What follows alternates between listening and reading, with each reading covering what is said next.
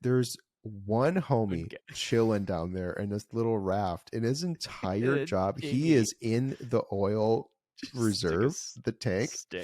His entire job is just to measure how much oil there is and just yell to say when it's changed, right? Yeah. And so he lives in pitch black in the oil. He doesn't come out, right?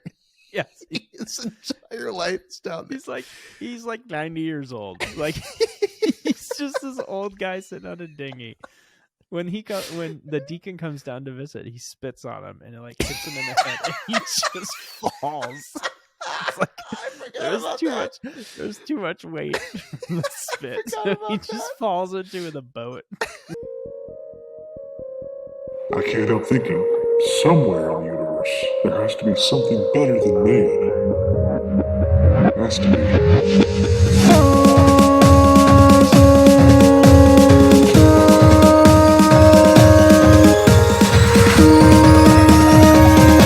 Ladies and gentlemen, welcome to Ascension to 10.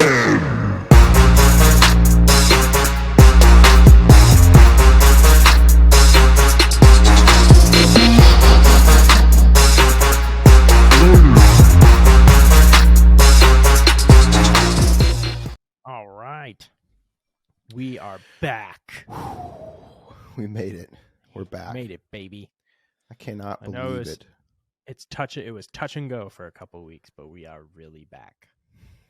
Thank you for your patience. At least for this episode. Yeah, team is back together. How long? I don't know. TBD on the next one. No guarantees. But we can say this.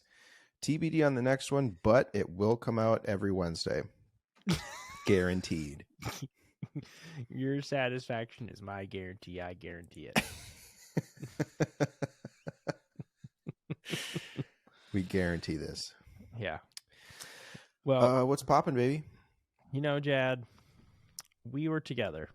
Yeah. A few days ago. Yeah. And didn't record an episode again. Just the way things go. We're together, having fun. What you gonna do? First time we were together in the span of a month or so. Twice. Yeah, we hadn't seen each other in like first time in years. We actually made this happen. Had two opportunities. Didn't even attempt it. Either opportunity. Just packed all the crap.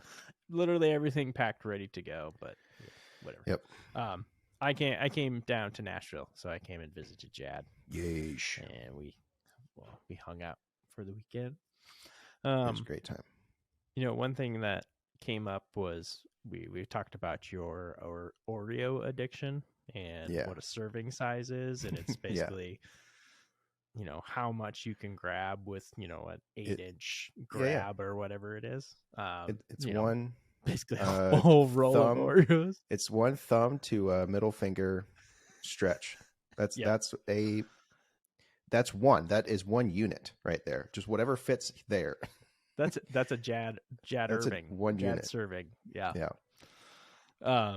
But the whole point is that that Oreos are your kryptonite when it comes to treats, right? Yeah. And I think I've uncovered what that is for me now. Okay. It's Graham biscuits. Graham biscuits? What is Graham? That? Like, Pillsbury Doughboy biscuits. Grand biscuits. Oh. They're called Graham biscuits? Grand? Maybe they're Grand. Grand. Biscuits. Oh, okay. Grand. Biscuits. Gotcha. Okay. Yeah. I was saying Graham. Call my grandma Graham. If I meant Grand biscuits. Yeah. But we had dinner tonight, and I made Grand biscuits, and I ate 4 biscuits with dinner, and I would have eaten more. Yeah. So I just can't stop myself whenever I make those. So I don't know. Yeah. I feel you with those. You know what? I get made fun of because I bring them home all the time. Well, not all the time, but when I bring them home, they're like, "Why did you get those?" And it's like, they look so good. I don't know. And they only take 10 minutes to make. Where are you getting these from, though? Pre-made. Where are you bringing them home from? Well, I mean, you just bake them. Like, they come in the cylinder. Oh, okay. Crack I 'em, thought you bake meant 'em. like you're going places where they're making grand biscuits, the Pillsbury from a Oh, tube no. Like biscuits, and you're when going out there. when I'm in charge of running to the grocery store, Okay. somehow they Yeah. always end up in my cart. That's Oh yeah. Okay. That always happens when I'm let loose at the grocery store. It's just maybe a thing game from the over. list gets. It's like sending me out with some money, and I come home with some magic beans, that kind of stuff. I come back with nothing that was on the list, and it's all Oreos and Entenmann's donuts and stuff. You're supposed to sell the cow, and you come back with magic beans. Yeah. So what are your thoughts on the crescent rolls from Pillsbury? Oh, crescent rolls are good too. Because I think honestly they're the exact same thing, right? It's just a different shape. Well, I think they're different in the fact that they have a little bit more air in them. Okay. But I'm like 99% sure that the biscuits and the pizza dough are exactly the same. Just one's rolled out farther. Yep. Because it tastes the same. So. Yep. I feel you with those, man. Those are dangerous. Yeah. That's one of those things where they never really enter the shopping cart, but you best know if those are in the oven, they're gone. It's just there is no leftover. Well, yeah, no, right? there's only 2 left. We made 8. There's 2. I ate 4 of them. Kids and my wife ate 2. I feel you. The only problem with those is I put them in a Ziploc baggie usually, like after they're done, so they can keep them. Yeah. And our cat Bo always rips the bag open and eats them. And then he eats like 4 bites, and then I have to throw the rest out. So I guarantee you that's going to happen tonight. Well, don't you put it? I mean, are they just left out, or? I mean, they're not. We put them on the countertop, so yeah, it is probably our own fault, but whatever. Gotcha. Doesn't well, matter. you need them accessible, right? These are emergency ration type things where I might have one before I go to bed. Yeah, and those you can't be rummaging through the pantry or cupboard or anything like that. They just need to be at hand, ready to go. Those are a ASAP snack. Like I need them now. But it's a sense of urgency is what I'm hearing. Those are urgent snacks. Yeah. Mm-hmm. Oreos for me are an urgent snack where once I start, I can't stop, and then it's whenever I feel urgent. Whenever I feel it's urgent. I need snacks now. Yeah. But there were 2 other things from this weekend. Well, so first one, you introduced me to a new game called Dutch Blitz. It's a card game you play. Yeah. And I can't stop thinking about that game. Really? And I sucked at it. I was terrible. But I just can't stop thinking about it because it was like so addictive to the fact that like it's so quick. It's you're wanting to get all your cards away. You're trying to put cards in the pile in the middle to get as many points as possible. You're seeing 6 people, there's 5 people around you just flinging cards in the middle, and they get on runs, and you're like, ah! Yep. And then you get frozen because you can't figure out where to put your cards and stuff. Like, man. That's a good one. If anybody's ever played it or have not heard of it, you should check out Dutch Blitz. Dutch Blitz. It's good. That was all fun.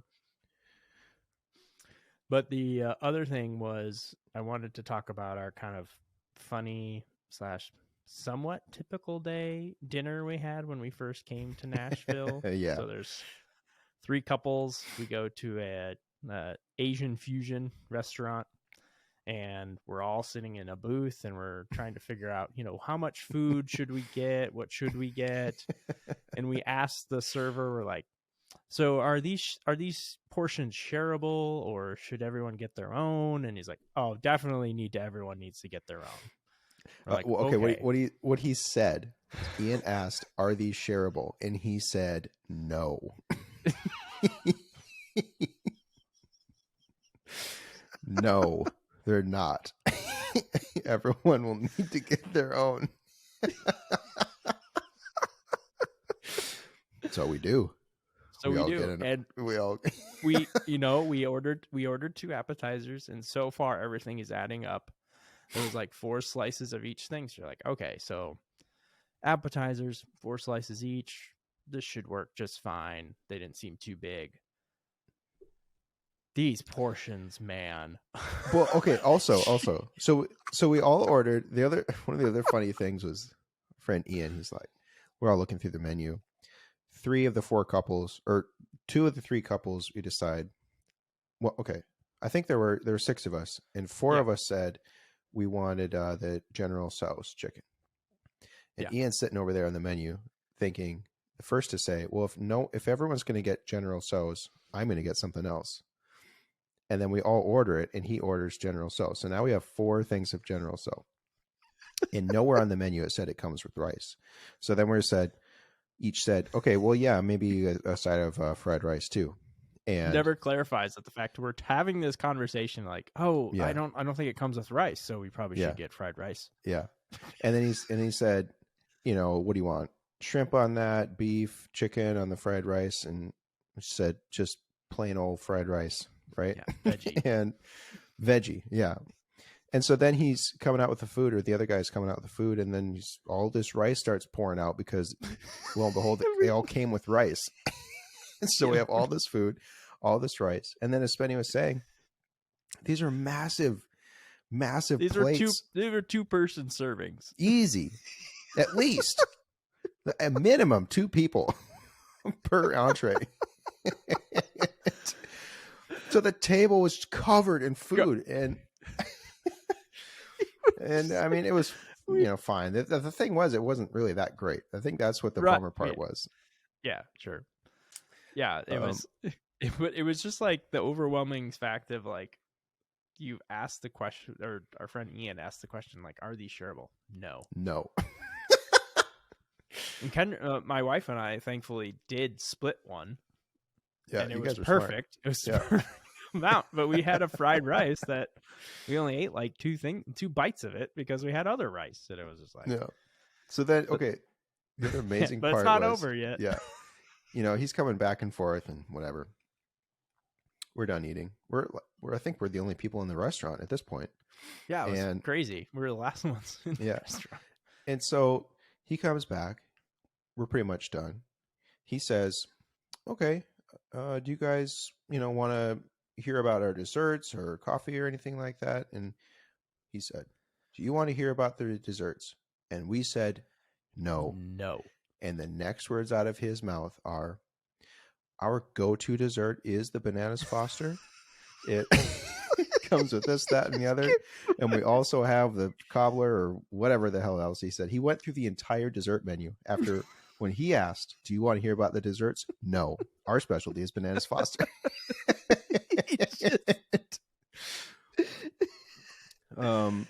But he comes back after we're like, "No, we don't," and we're trying to like we're basically just talking because we're just waiting for the check in a way. And he's like, "Did anybody make a decision on dessert?" No, we don't want dessert. Oh man! Which proceeded to us getting to-go boxes, which I'm pretty sure you both threw. Just threw them out when we got home. Yeah, because it was just it was that weird thing where none of us who took it home wanted it, but it was more awkward to say no to the box or something.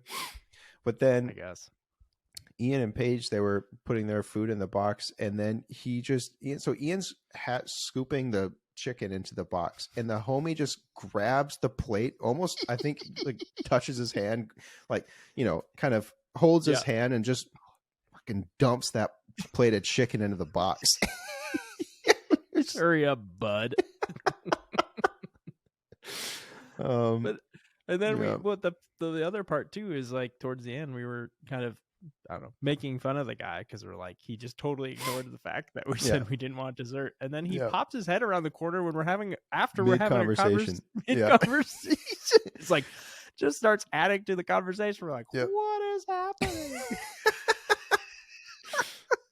Oh, that was awesome. Yeah. And then he was saying that Sarah's going to teach yoga in a couple days, and he said, "Oh, I know that place. Yeah, I'm going to come. I'll definitely come. I'll see you there. I'm going to go there. I'm going to go to your class." Didn't show up. Nothing. Yep. But yeah, that was a great night. Went to this kind of arcadey bar / tiny little bowling alley. After that, mini ball, like how mini about ball, a bucket of balls? bucket of balls, please. So I had a great Friday. Had a great Saturday. Took a hike. Played some games. Did some Formula One stuff. The Thai food. That's what happened Saturday night. Yeah. Yeah. Thai food was something else, right? Yeah, the Thai food was delish. Love Thai. Love pad Thai. More games. I learned on Saturday night that, in fact, worms are asexual. I didn't know that. And that was little great. factoid was a divisive point of that's a trivia. That's a fact that I learned. I feel like I learned that in elementary school or middle school. So I was a bit surprised that you didn't know that. I must have been sick that day, I guess. It's all right. We did really well in that game. So crushed that game called Codenames. And then Sunday also took a little walk and some more Formula One, hung out. Yep. Got some pasta. That was a good place. Yep. Cool place by your house. That was nice. It was a good weekend. Yeah, it was. And we drove back on Monday. Back to reality. So here we are. Back to reality. But it was good and it was well needed. So as you know, we've been off for the last couple of weeks. I've had a little bit of hectic time with work, and it was a good recharge to get away. And fortunately, we couldn't do the podcast, but here we are again, rejuvenated. Feels like it's been forever since we've actually recorded. So I know, kind of forgotten how to do this. I wanted to ask you though about the week where you were super busy with work, and you sent a picture of an elevator. And you had to get escorted to your own party or something, right? Was there anything more to that? Or yeah. So part of the work thing is like there was an after dinner happy hour stuff that I had to go to, and there's two groups on our team, and I apparently showed up after the first group, but before the second group, and I was sitting at this entrance, and the guy says, I can't let you up to this rooftop bar until your party shows up or a server's available. I was like, oh, okay. Like, I can't just go up on an elevator by myself. But anyways, so I sat there for 15 minutes just staring at elevators. And like, it's the elevator. The rooftop is a bar. The rest of it is a residence. So you just see people coming in and out, just going on the elevators up and down. And I'm just sitting here on this bench, just waiting for my, call to come. And then finally, 15 minutes later, the other group shows up, and then they finally let us go up without a server. So I was like, oh, thank you. What breach of protocol. You get to the rooftop. It's a very small place. It's not a lot you can go, but there are only two people working. There's just a bartender and a server. So how is the server ever going to come down? It was. I mean, it was a cool place. It had a view of the skyline in Kansas City, but it was it's one of those places that it's fancy drinks and stuff, and it was cool. I mean, it's an experience. Let's say that. But after that, very nice. Everything was fine. But very nice. Yeah, it was just funny because I sent a picture to our friends, and I was just staring at elevator for longer than I thought I should be waiting, since I was early to the reservation anyways. But well, yeah, it's pretty all good though. Nice. Well, right. So do you even remember what we're talking about today? Well, the movie's Waterworld. If you remember that. That's why I'm wearing the goggles. So you get lost. So, some might think it's called Ski World because everyone's wearing ski boots. But yeah, this movie, I remember thinking it was not worth watching when it was on reruns or whatever, as a kid. Mm-hmm. So I had no idea what it was about or how good it was. But what I learned after watching this was is basically just Mad Max at Catfish Bay.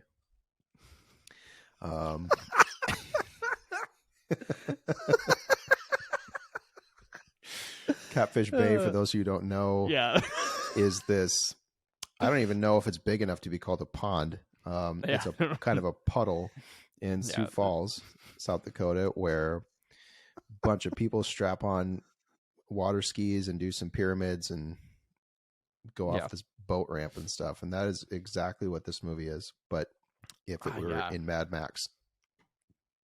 That's crazy.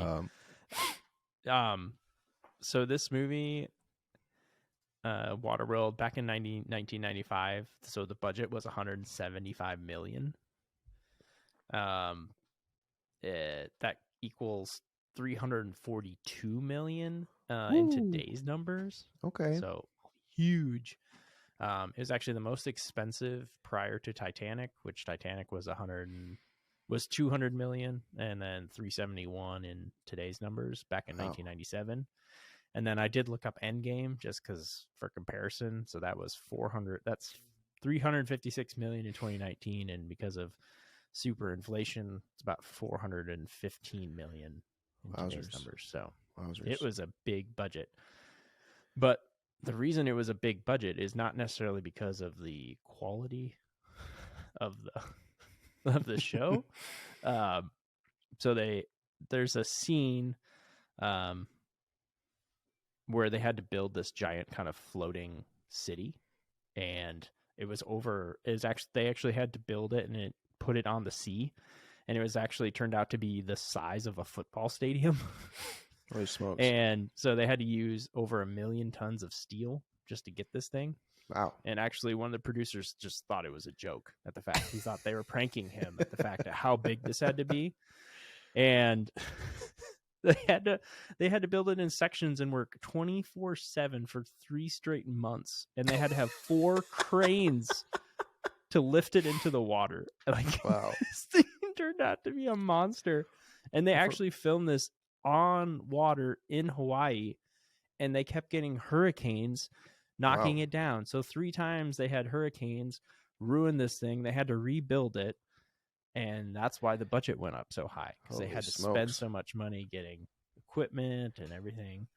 They actually had to have all for 20 minutes of runtime. Yeah. They ran out of steel. They literally used up all the steel in Hawaii, all the Hawaiian Islands. They had to fly it in from California to get more steel. And they were flying into the Kona airport. And because of the size or the weight of all these planes coming in, they had to have the runway extended a 1/4 mile to accommodate all these planes. Over this dumbass movie. That's amazing. Yeah. So yeah, they had debated about doing it in Australia or Hawaii, and they ended up doing Hawaii. Wow. Because the big thing was in this film, a lot of times it's filming, across the land on a boat or something like that. So you need basically 270 degrees of like nothing in your view. So that's where they had to do that offshore, the Hawaiian Islands. Wow. Yeah. Okay. I will say, watching this, I was actually really impressed with a lot of the stuff, a lot of the effects, because they were all practical effects. Except for like 2 things. And did you end up watching the new Lord of the Rings show on Amazon? Yep. Okay. So that was over $100 million per episode, right? Budget? Yeah, so it ended up being 8 episodes. $1 billion, I think, was the budget. So $125 million per episode. And yet, in every episode where there was a scene where they were on a boat in the water, looked like complete garbage. No excuse for how bad that looked. Yeah. And frickin' Pirates of the Caribbean looked way better back in the day than this stupid show with all these scenes on the boats, and it was all CGI. For that amount of money, just go make a boat, and film it outside, right? Yeah, or just make a pond, and I don't know. Yeah, But that's the first thing I thought of when I realized that they were actually, again, with no knowledge of what the production was like or what the movie was even about. Yeah. The fact that they were just filming on boats or catamarans or whatever those are with the nets and stuff. And, yeah, that's crazy. And then when they're doing the jet skis and they're jumping over the thing in that city. Yeah, this crazy. This giant floating city. Yeah. I forgot to do synopsis, so I might try to wing this one. Okay. Oh boy. At least I can't mess up the words. Yeah, you're gonna stumble through because I can't stumble through something I didn't write. That's right. So this is freestyle synopsis. Okay. Ad lib. And we go. In a dystopian future where the ice caps melt, one man has evolved to have gills on the back of his ears. He drives a trimaran, and he likes to pee into his water bucket so he can filter it for his lime tree. Turns out there is a girl that's blonde that has a map on her back that turns out to be a map of the coordinates of Everest. The whole world has melted, so there's only a small island left. The guys are the smokers, try to get the girl because they hear that she has a map on her back, and they fight each other until the mariner gets them safe to an island. Let's go. Well done, buddy. That was terrible. Anyways.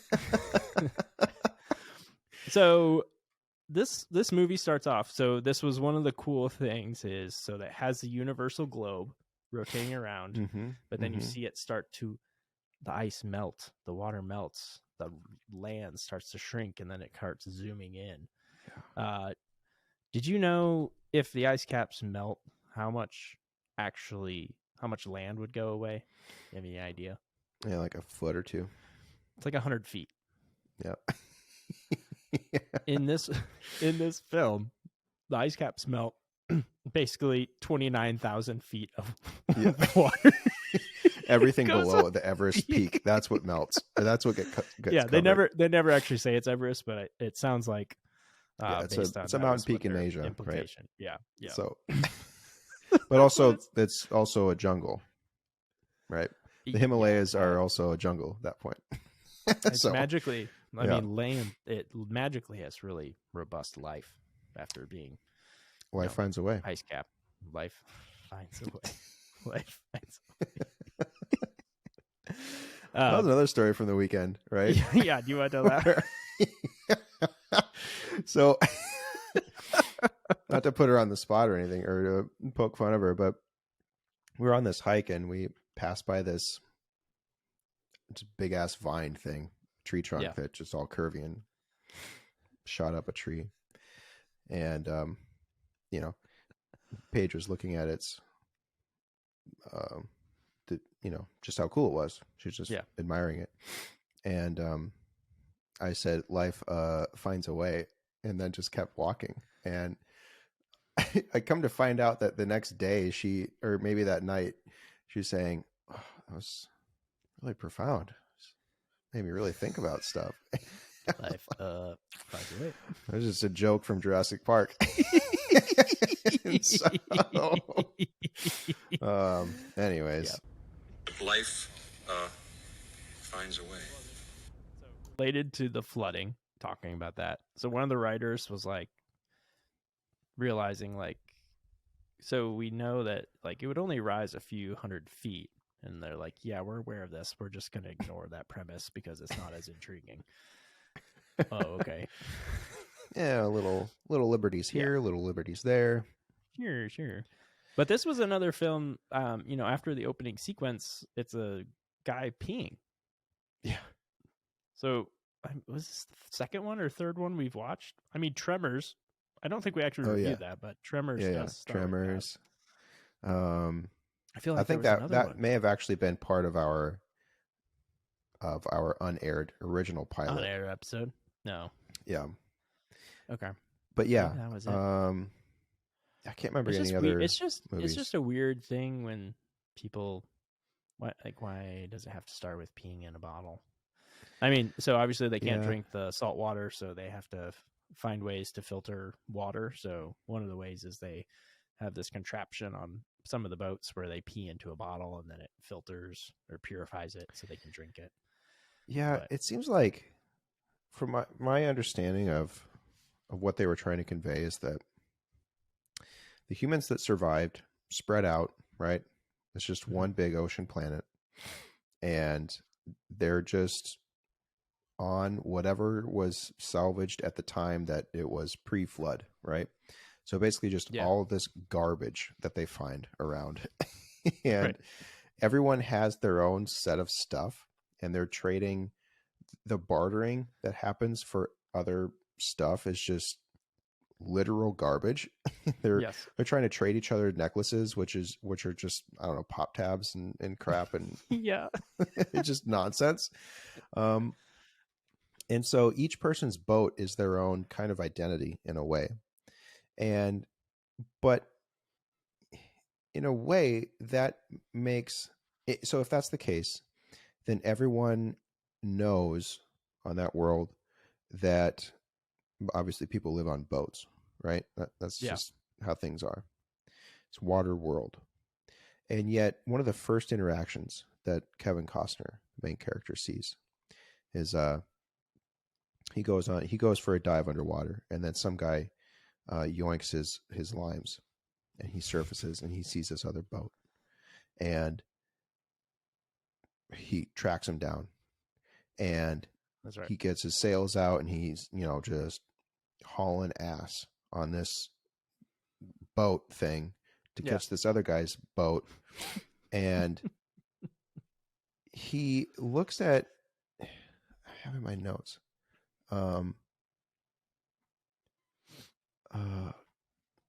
okay. This guy says, "I've never seen that before." As he's coming up, as Costner's boat is coming up behind him, he says, "What?" kind of a thing, like, "What is that?" We're 3 minutes into the movie, and one of the first characters you see looks at a boat and says, "What is that?"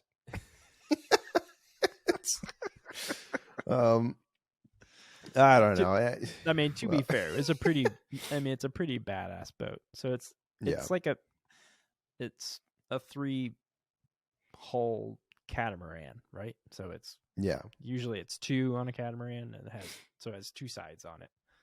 Yeah, and it has some nets in the middle. Nets and whatever. It's massive. Sails. So it's like, how did this guy get this massive boat all by himself? But you never explain that. But because he goes to the ocean floor and into the cities and gets all this stuff. Yeah, he keeps, like, dirt is a huge commodity here. So he's able to swim down because he has gills, go down and take a, plastic bucket, scoop it on the ground, come back up and let it dry. And apparently it's worth a lot of hydro. A lot of chits. What do they call that money? It was. There were chits or something, right? Yeah, it was chits. Yeah. It's just more garbage, right? Yeah, but it's just more plastic shavings and stuff. Well, here's the part where the ski boots come into play. Like, he comes up, and that's where his limes are stolen. But he's putting on ski boots, and then he realizes, something's missing. Why ski boots? Like, what does that do? I don't know. I mean, this homie's got web feet. So what is the point of ski boots? Like, what is it saving you from? And his whole life and existence is based on his agility and mobility on this boat, right? Right. He can swing up on the things and the whatever they're called, and then stand on the holes and grip his little toes and stuff. And so ski boots are going to completely impede his ability to live. You're literally useless. Like, you can't, like, I can't even imagine trying to walk on a net wearing ski boots. Or, like, the second he gets on, like, a curve, like, ski boots have grips in, like, the front and the back, but not in the middle. So the second your foot gets on something, you're just gonna slip off. Slips off his boat. Yeah. Anyway, okay. I don't. So but, that's smokers show up. That's basically Yeah. Basically it. Well, I had a question did about the smokers the show up before he goes to the city? Oh no, they didn't. Sorry. Okay. I'm out of order. Yeah, so he goes to the city, right? This big thing that they built that's like a quarter mile. Yeah. That's what I'm talking about. And all the people there are just dressed in garbage, and they're all wearing hats where it's just a frame. So think of a hat with a big brim that goes all the way around, but it's just the frame of it. It's just sticks pointing out, offering no sun protection at all. And so they're just wearing whatever garbage that is the remnants of Dry World or Land World or whatever they called it. Yeah. But he strolls up. There's two part where like the people that are like they show up and they're dumping a dead person into some goop. Yeah. Like what is it? Like I couldn't. Yeah, I think it's just some acid and stuff or whatever, like a bunch of bacteria that just eat. Just looks gross. Organic matter, and I guess give off so like a nitrogen cycle or something, carbon cycle. Oh, okay. But there's two really funny things I thought about this scene. So he gets to this flotilla, and it's kind of like a city where he barters some of his crap that he's found. He sells his dirt, and in exchange he wants all their water and a tomato plant and some chits. And he walks out. So he's cruising into the town, and he's gonna pull up and dock at this dock, right? And he sees this group of kids, and he pulls out this rear view mirror. And he's just sniping these kids with the reflection from the sun. He's just blinding all these kids. And what was funny is that I don't know if they did multiple takes for this, but at one point, I swear to God, you see Kevin Costner just kind of chuckling at the fact that he's blinding these kids. And I'd be laughing too. It was just so funny. And the whole point, I guess, is that if the kids watch the boat and don't steal any of his stuff, then they get to keep the mirror. That was the deal, right? That was it. But so then he has to hold this mirror. He has to carry around this mirror, right? Mm-hmm. For the sole purpose of having it to barter with the kids. But then, so he goes up to the store. He calls it a store, right? And it's just it's just nothing on a wall. It's just empty shelves on a wall. He has this thing of dirt. He plops it on the bar, and he says, "Where's your stuff?" And she says, "I don't have any stuff." And he says, "Okay, I'll take the shelves." And the water and the tomato plant and stuff. But okay, when he walks up to the bar, and there's one guy standing at the bar, right? Yeah. Bad guy. And the bar is no, this was the bad guy left, right? So the person he was talking to at the bar. Costner walks up to the bar. The bar is, I don't know, 12 feet, 15 feet long, right? Yeah, plenty of space. He walks up right next to the guy that's standing there and shoves him out of the way. and then the bad guy comes back and shoves that guy out of the way again. So he goes in the middle, basically between Costner and the other guy they're still touching shoulders. So that guy just gets shoved out of the way twice for no reason. And they probably had to reshoot that, and they just totally forgot. So then when they clipped it together, it was just double pops. Okay, so anyways, this is where they meet this the bar or the store manager, if you would call it that. Yeah, she has this little girl with her, and there's a tattoo on her back. And the guy at the bar that was standing there, he was telling this other guy who kind of looks like a lion, and he's got this long blonde mane of a hair, and his face is all red and stuff. And he says, "Oh yeah, so there's a girl here, and she has a tattoo on her back, and that's the map to dry land.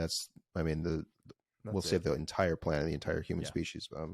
She just happens to be here." Like he knows, right? Yeah, it's like he knows. It's like everyone there seems to know of this map somehow. And she is the map. Yeah, She is and then though just don't care. she is in the back though, like drawing things. Yeah. She should be able to know what they are, like human creature or like cats and some horses other and stuff. Like, and, horses, land animals. So the lion guy leaves, and then instantaneously comes back with a whole bunch of Mad Max people. So now this is where it turns to Mad Max, because there's just these busted ass boats and stuff and jet skis that just look like complete crap, right? Because they're a few hundred years old. What doesn't make sense is like they look like they've replaced them all with like Harley engines, and I'm like, I don't like, so they're air cooled. That's why they're on the outside, so the air is cooling them. But it's like, I would think sea salt of all things on iron is probably going to ruin this engine. Like, why? Well, I think I think it's kind of adds to the atmosphere of the only thing they have to work with is garbage, right? It's what was ever cobbled together, whatever garbage they could find. And because it just looks like complete garbage. And so then this is the Catfish Bay scene, because this crew of this motley crew of Mad Max people show up. They bring a ramp, they bring jet skis, they bring people on skis, and they bring people on skis skiing on the water, drugged by a plane. Yes. And so the whole okay, here comes like this Red Baron comes, right? And he has homies on skis, right? Yeah. And then his whole purpose, the pilot, is to guide these skiers to the ramp that they brought so that they can go airborne and then crash into this donut-shaped city. Yes. Right? Yep. But he's flying them on a plane, so he could just, go a little bit higher, make them go airborne without a ramp, and then just drop them, right? And so no. This ramp was so the funny. Purpose of that ramp, homie. Because the ramp lets the skiers go up into the city and also the jet skiers. And there were several of these bad guys that come flying in and then just crash into the wall. Oh, yeah. Yeah. And explode. That's awesome. And stuff. Well, there was one part, too, where the one of the ships has a blob. Like, it looks like they're inflating the blob. But did they ever actually use it? Like, it looks like it was being inflated and then jet skis and people jumping off ramps. That's what it looks like. Element. There was no resolution to what this thing was. By accident, some of these guys trigger a mechanism on one of their smoker ships. Yeah. And this gigantic hot air balloon type thing starts to inflate from the ship, and it's all just dramatic chaos. Yeah. And then it's completely ignored. It's gone. It was awesome. But at the same time, there was this inventor tinker guy on the city part, and he knew the store manager and the little girl, and their whole plan was they were going to escape someday. And so as part of that escape mechanism, this inventor guy cobbled together his own hot air balloon, right? Out of what looked like identical material, right? And so they have this random thing on the ship that served no purpose, and then another identical thing on the city. But that thing he triggered it by mistake, and then he just left them. He just yeeted himself out of there while the whole city is burning. He's like, hurry, here's a rope. Oh, don't worry, I'll come back for you. See you later. He floats away. In the meantime, Kevin Costner, they captured Kevin Costner. He's in a cage, and he's sinking into this goop. Yeah. Like, just trying to get his way out. And then... But, okay, one more thing about that inventor guy, right? Okay. Yes. This is a basically post-apocalyptic society held together by some goo, right? And some random stuff that traders come and bring. Yep. They have no water. They have no resources. They live on the ocean, right? Yep. And yet this guy has an inventor shop that was basically a third of that entire city and vessel, all dedicated to this hot air balloon contraption that only he got to use. God, it's amazing. And so at this point, Kevin Costner gets rescued by the store manager and the little girl, right? Yep. And, he agrees to take them with him. There's chaos going on. The whole place is burning, and there's the airplane, the skiers, and the jet skiers. And there's this guy with a machine gun and everything. Completely surrounded. The gates aren't open they have these gates that they open to get people out. Like, he's like, sure, you come with me. We're going to get out of here. He does his super dolphin kick underwater and launches up into his catamaran like a fish. Yep. Starts kicking the crap out of people. Yeah. And so, they escape, right? But the door was jammed, and so there was a lot of effort that needed to be taken to get the door open so that the ship could leave. And there was this thing where the girl is kind of stuck or something, and Costner just says, well, just drop her, or just drop her or leave her. Yeah. And then it kind of shifts because you don't really know much about him at this point, but he's the main character, obviously. And so you kind of assume he's a good guy. Yeah. He's the protagonist. But then for the next 40 minutes of this movie, he's actively just doesn't care. No, he's just he legitimately wants to kill the kid. And I'm not saying that ironically. He's saying just, we're going to die if you don't throw her over. She's not worth anything. Yeah. And so it was this really weird scenario then, because what is this movie even about? There was some parts that they were talking about. Like, I think this was during Kevin Costner was going through a divorce. So he was like really in a bad mood. And they said that it really translated to the character. Like, they felt like he was really acting out how he was feeling with like his personal life and all the things going on. And I was like, okay, now knowing that, like the way he acts in those 40 minutes, like he's very like, it didn't seem natural. Like, it felt like a forced kind of jerk character. So he was interesting, total jerk to this little girl. Eventually he cuts their hair. Yeah. So for netting or something, right? Or rope? I don't know. Yeah. Was there any use to it? The hair? No, he didn't do anything with it. He just cut their hair. Just cut their hair. He was pissed, so he cut their hair. At one point, another kind of barter. They cross paths with another just trader, and that guy was creepy. Costner just said, "Oh, I have paper. If you want paper, it's kind of like the best stuff there is, And he says, paper. Okay, well, you can have her then. You can have her for about 30 minutes or whatever. And he was serious. Yeah. He was just staring at the paper. He had some kind of revelation that wasn't obvious that made him change his mind. Right. I never caught a sense for why he changed his mind. I think it was just like, I think that was kind of more of the switch where like he kind of turned into a good guy. I don't know. Yeah, but there was no catalyst for that. Like from a narrative element, he just randomly decided he was looking at some paper, right? that triggered him to, in a language he didn't speak or anything or read. Triggered him to just say, okay, I'm changing my ways. Yeah, there wasn't a lot to just why he was doing things the way he did. I mean, he was, I don't know. There was a few parts like that one where it was hard to tell like what was the true reason for. Yeah. Like, this is obviously a big change in the character. Like, what is it? That's why it's like the only thing you can think of is that maybe he, started caring or something. I don't know. But throughout this time, the three of them are now on this boat. So it's Costner, the store manager, and this little girl. And he tells them, oh, yeah, I know where dry land is. I can take you. I don't need to see that map. And he just starts sailing around, right? And he says, we'll be there in 12 days. They have no food or water, right? Yeah.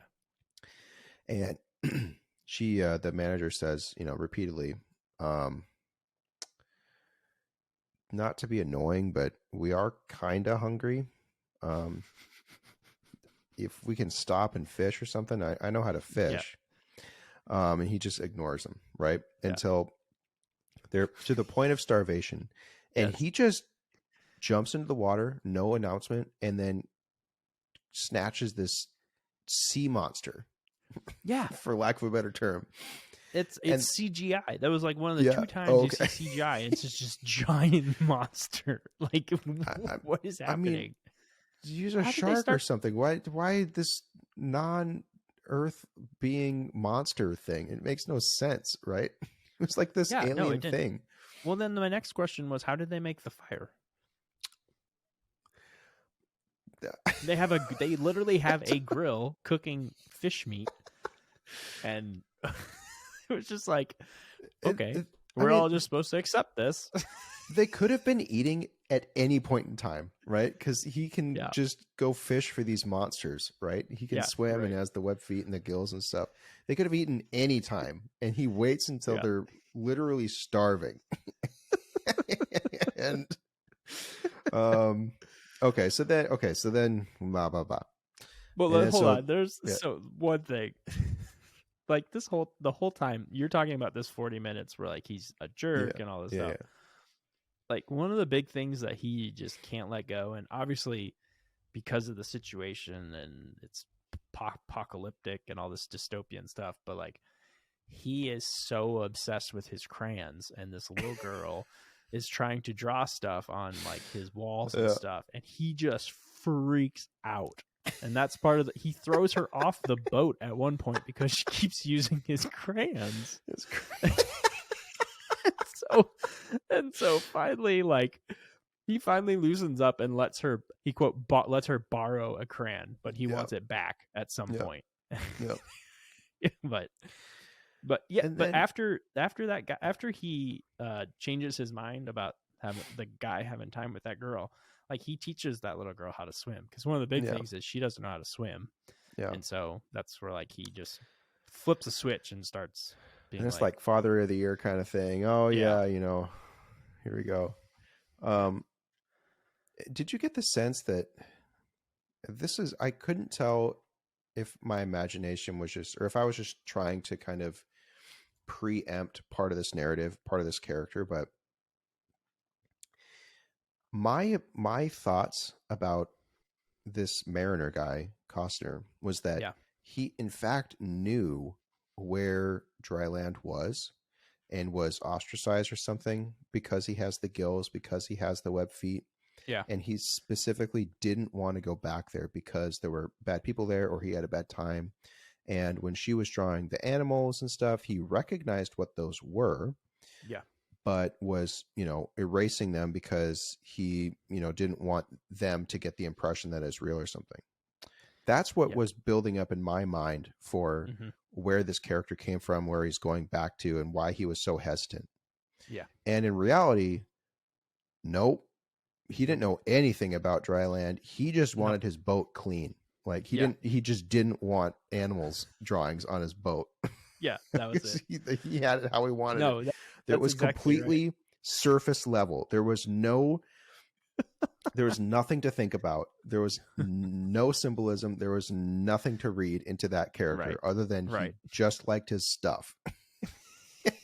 And that was a major just disappointment for me, because they had so much opportunity there, right? That's how my memory was too. Like I felt like last time I saw this film, which obviously was a long time ago, but it was like Mariner, this character, like knew where dry land was and was trying to help these people find it. But in reality, watching it, it was like, just as you said, like this homie just wanted to get on his boat and fucking fly. Like he didn't give a shit, didn't know where anything was. He just wanted to sell some shit for chits and water. He just wanted to go down. Purpose. His whole purpose in life. Okay, so next question, like why does this homie need hydro if he's got gills? You don't need water to, if you've got gills in the water, and gills are to respire underwater. And so gills, what they do is they filter out the dissolved oxygen in the water. So he is partial fish, but he's not full fish. He's half fish. Okay. He's half of both because he can still breathe outside of the water. But he's still fascinated with those ski boots. So can't get enough of them. So, meanwhile, during all of this, the smokers, you learn a little bit more about them, and this is actually where gets legitimately funny. Yeah. It was written funny for these characters. This is the Mad Max element where it's just it's a bunch of people that live on an old oil tanker. Exxon Valdez. Yeah. Baby. And so it's just a couple thousand inbred. Yeah. Just monsters, right? They all call each other cousin because they're literally just cousins because they just keep populating amongst themselves and they're all just kind of zombies and stuff. And at the head of it is what they call the deacon. Yeah. And it's just really funny because they call each other Joe, or they call each other as a nickname, oh hey Joe, and stuff. And it's all based on the fact that there's a painting of what was the original captain. His name was Joe something, and they just treat it as like this form of reverence or camaraderie type thing. It's just calling each other Joe. And so their whole operation is that they're sitting on this massive reserve of oil. And so that's where the name smoker comes from, because they can burn the oil. I guess they can turn it into gas or something. But that's how they can power all their boats and the jet skis and stuff. And at one point they go back, and so now they're the narrative is driven by the deacon and his cronies and stuff. And at one point there's this disturbance down, and I think they call it the well or something, or the pit.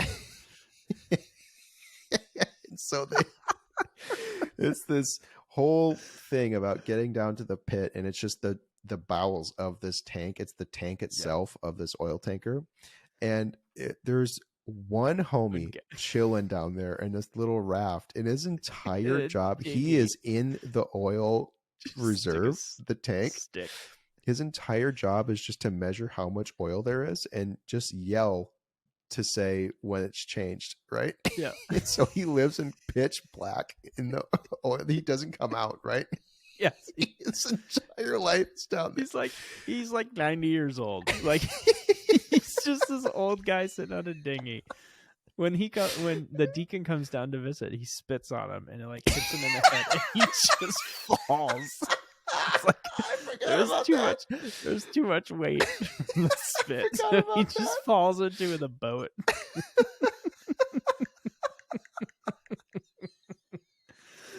Oh, brother. I forgot about him spitting on the oil guy. He just spits on him. But okay, so what the deacon is realizing is that they're running out, right? They're running out it's morale. Almost gone. Yeah. And they're spending all this gas trying to find this girl, right? By sending out patrol boats and stuff. And that attack on the city, that donut city, used a lot of their gas. They called it go juice. And so they need to make one last ditch effort because they knew the girl escaped, and they escaped with the mariner.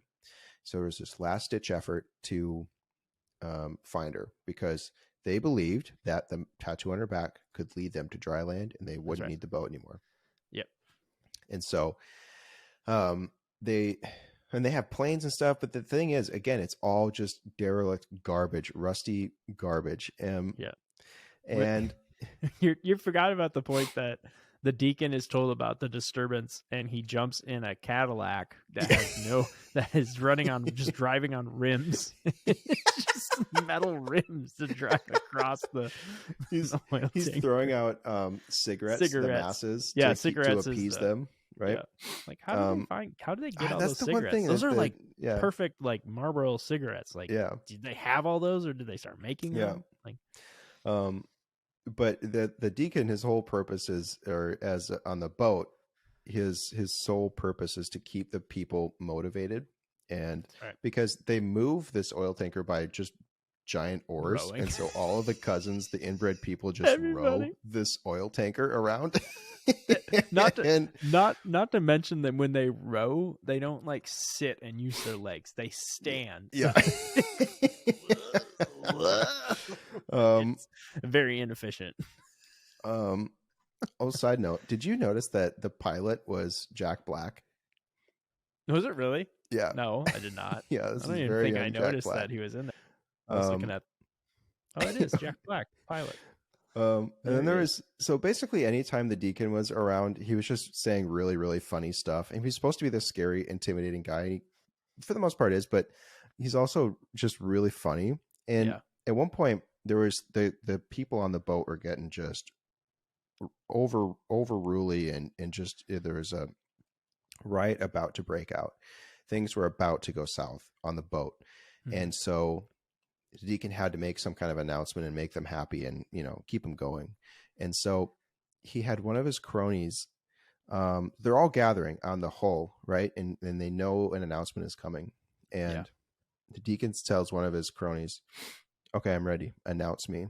And he walks out on this platform and they're all, you know, a few thousand of them down there and they're all chanting and getting pissed, getting edgy and stuff. And the guy comes out.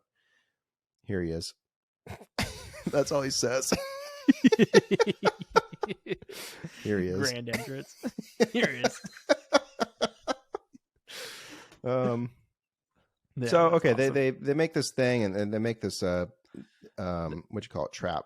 And so they get the girl, basically. Yeah, they make this trap on a like a station, and they have all these dead people, and they just have them on. They're using strings you know what, to pull though? their hands. That trap didn't work, did it? No, it didn't. It didn't work. This is the best part. This is the best part. This is the best part. So Kevin Costner, he like sees these guys moving. He's like, well, this is weird. Like, why do they keep waving? Like, this doesn't really, something's not adding up. So then he runs down into his little boat, into the little underground, or what's that thing? The whole cabin, the cabin. And he starts looking through a telescope, but then he just starts running around like you're playing that game where you put a baseball on your head and you start spinning. He just keeps moving around. He does like a 1080 before he sees these guys in the jet skis, right? Yeah, so the jet skis underwater, like waiting for him. So okay. Yeah, he, as Spenny said, he does a full 360 and then some before he sees the people on the jet skis. Yeah. But okay, so they leave, right? They didn't fall for the trap. Okay. Crisis averted. They didn't get the girl. But the smokers did end up getting the girl because literally 5 minutes later, the manager says, you know, gall darn it, take us to dry land and stuff. What are we doing out here? Show me dry land. And so he says, all right. He rigs up this submarine for her. Yeah. Which is just a balloon or something. And he takes them down, and it turns out just that the two of them without just the two of them. Turns out they've been above ground world this entire time. Nobody knew that the ground was just below them the whole time. Yeah. And that it literally is just water world. There's no ground. There's no dry land. That's right. He picks up dirt and shows it to her. And so they go on this 3-hour voyage underneath the sea, right? Again, moments Everest, after leaving Everest deep. Yeah. Moments 30,000 feet of water. Okay, they just escape a trap designed to get the girl, right? Yep. They just escape it. They can probably still see them, right? Yeah. And he takes them. The mariner takes the other adult down to the bottom of the ocean on this full day tour. Yeah. Come back, the girl's gone because they just strolled up and took her. Right. Right. Well, yeah. They show up. I mean, they were there, but she was hiding and stuff. But they show up. The deacon's like, "Where you been?" And then they made some noise that made the girl cry, and then they take her and burn his boat. Yeah, they're like, "Ugh, bro, we saw you the whole time. We saw you go underwater. Yeah, we just showed up. We were still there." So whatever. Anyways, they take the girl to the oil derrick thing, and the Costner single-handedly. This is the part where like the thing gets torched. He takes her, the manager, underwater, and he uses his gills, like kissing her so she can stay alive while they're getting shot at. But then the like the next part is like they get up and the whole boat's torched. Like there's just one section that's like smoldering, but they can sit on it because it still floats. And it's like, oh, what are we gonna do? Like, how are we gonna find her? It's like, well, don't worry, we'll figure this out. And then lo and behold, little old man with his just balloon just comes dropping a rope down. I'm like, come on up, guys, let's go. And they have like a few of the people that survived from that big attack on this tiny little like floating dinghy thing. Yep. And they're trying to figure out like what's the next thing? How are we gonna get the girl? Are we gonna be able to find dry land? And Kevin just decides, I'm gonna go do this myself. I'll figure it out. Don't you guys worry about it. You guys just wait for me. And he just takes off. Takes one of the jets. I think there was one of the smoker jet skis, I think. Yeah. And just laying around. Just finds this giant boat somehow. Yep. I don't. Okay, so this guy in the balloon, suddenly between the time that he accidentally lifted off at the city and left the girl and the woman behind, has been floating around for probably over a week, right? Yeah. Yes. Somehow has gained the ability to descend and ascend in his balloon. Yeah, in a world with no resources, right? He has found a way to improve his aircraft. And okay, so we'll get back to this point, but as Spenny said, without resource, he's still floating. Yeah. Never loses. I mean, the fact that he can descend and then ascend means that he's burning something, right? Yeah. Okay, he rescues the two, brings them back to this flotilla, as Spenny said. Yeah. A handful of other people, including the sheriff of the town, and then just some kid that the sheriff rescued. They had footage. There are scenes in the movie during the chaos where you see the sheriff rescuing a kid. Okay. Yep, that's right.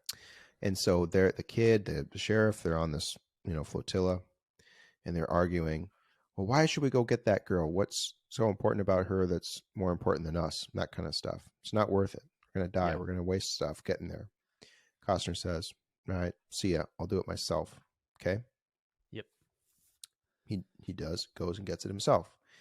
Burns up, he explodes the boat the whole time, or he gets the oil thing and explodes it by lighting a match and throwing it down the tube. And that was another funny thing because you flash to the old guy that's in the tank of oil. Yeah. Indicating in fact that he does just live down there, right? Yeah. There's no one else down there. It's just him all the time. And use so it's pitch black and then it lights up because the oil starts on fire. And it was just so funny because his last line in the movie. Oh, thank God. Oh, thank God. Oh, thank God. His life is finally over. That oil tank. So awesome. That's one of the best scenes. Like that character is just it's perfect for this whole thing.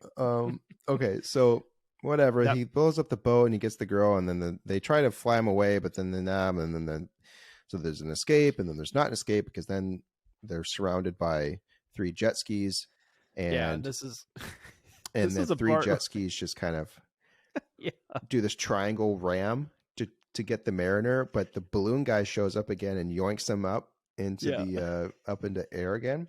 Yeah. Okay. So the Mariner gets rescued with the girl by the old guy in the balloon and the shop owner, right? And they realize that they've been reading the map, the tattoo upside down the entire time because I think the Mariner found some Chinese writing on the boat, or I don't know, it doesn't matter, but for whatever reason they just never thought to look at it upside down, right? And so north became south and south north, who cares? Yeah. So they now have a map. They're going to go they basically just go the other way. They've been going the entire time they've been alive. They just go the other way. They completely run out of water. Like they are just dying. But But also, they just left the people on that little flotilla, right? That other kid, the sheriff, they like just didn't go back for him at all.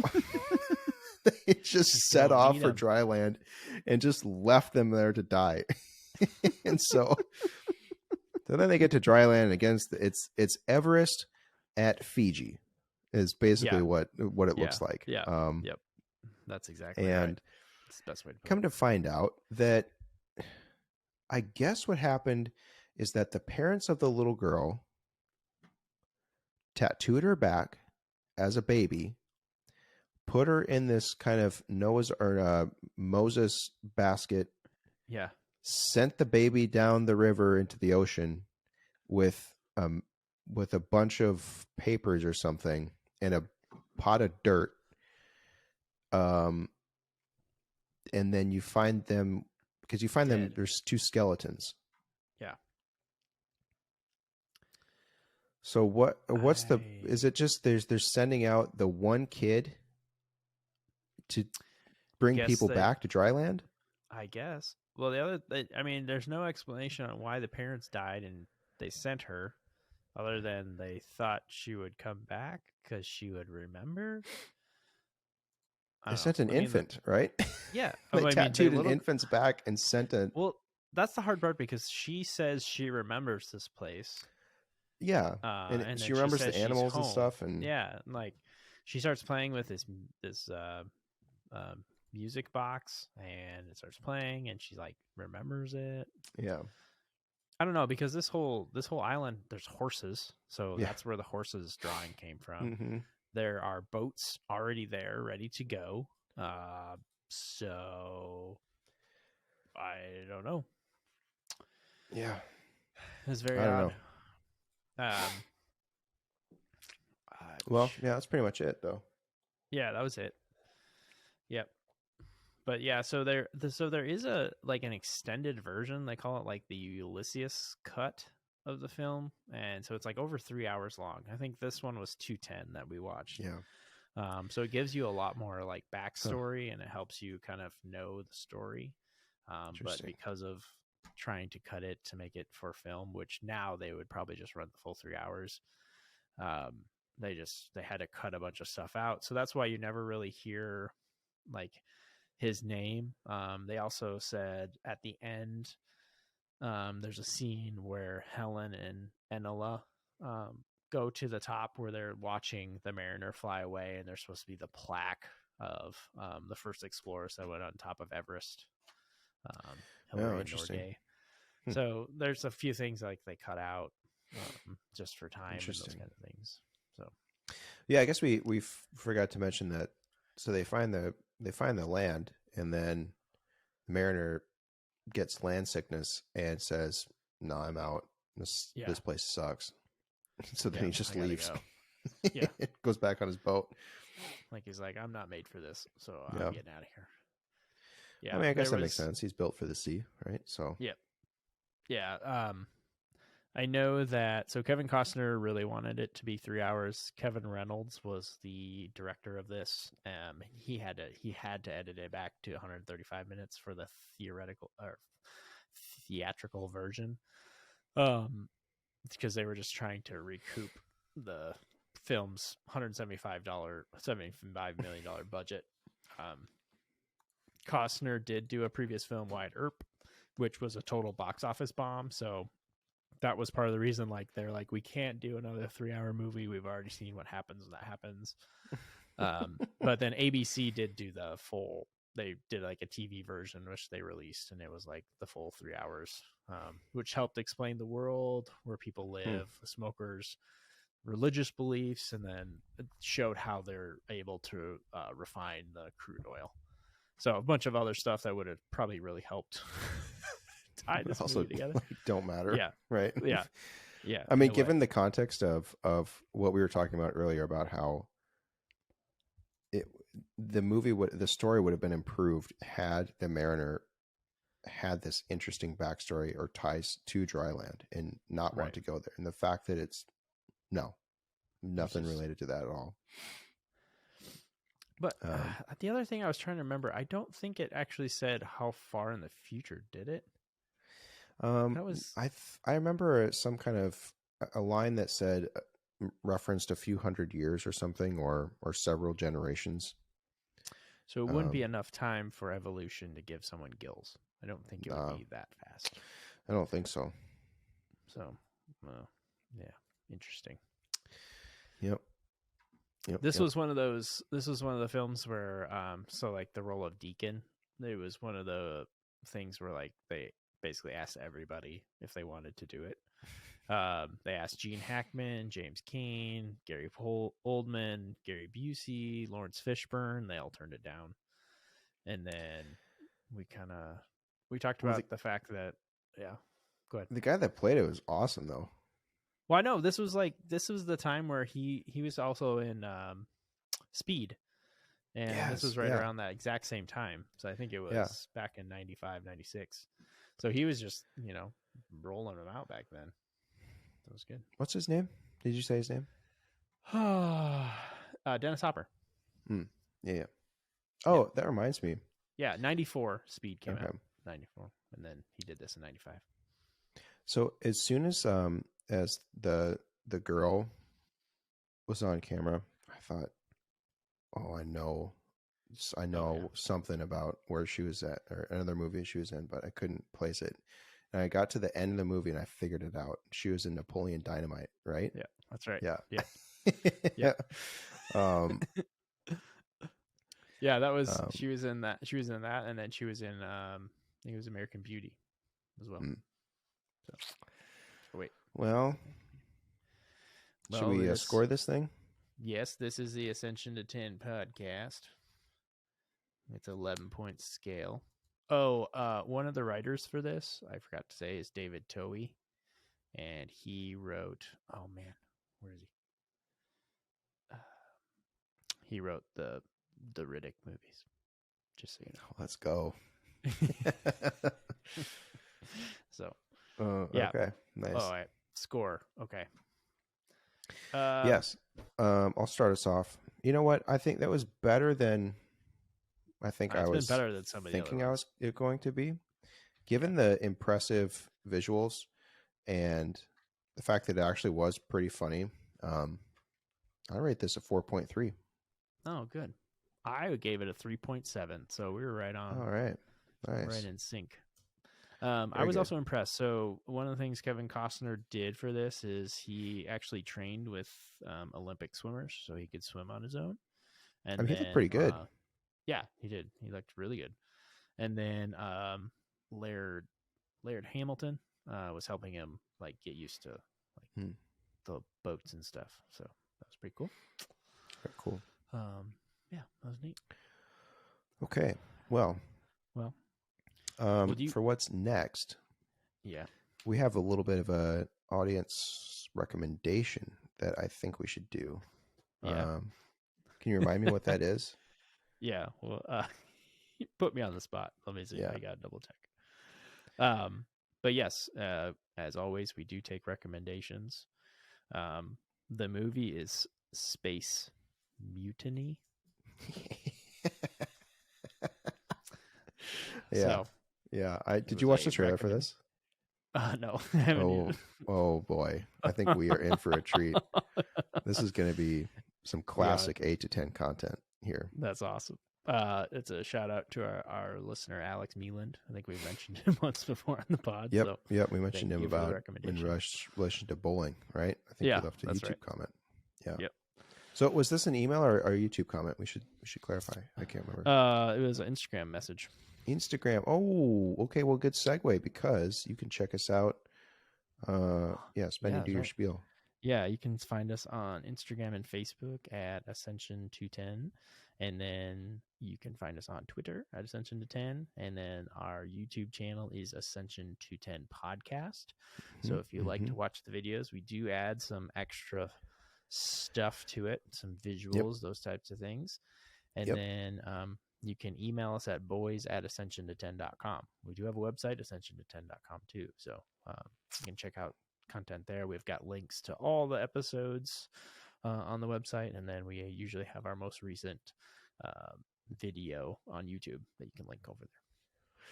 That's right. Potentially expanding into new media soon. We'll see. Maybe in the form we'll of TikTok or something. We'll let you know. Maybe. That was a recent recommendation. Reco. So we'll see.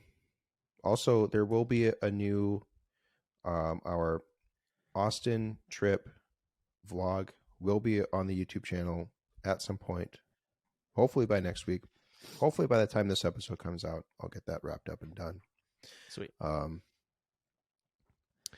Also happy pretty Thanksgiving. much guaranteed every Wednesday. Yes, happy Thanksgiving. This comes out the day before Thanksgiving, right? It comes out the day before Thanksgiving, so happy Thanksgiving, everyone. Happy Thanksgiving. This was our thanks to you. We got an episode out. Yes, this was episode 30. It's actually really episode 33, but season 1, episode 30.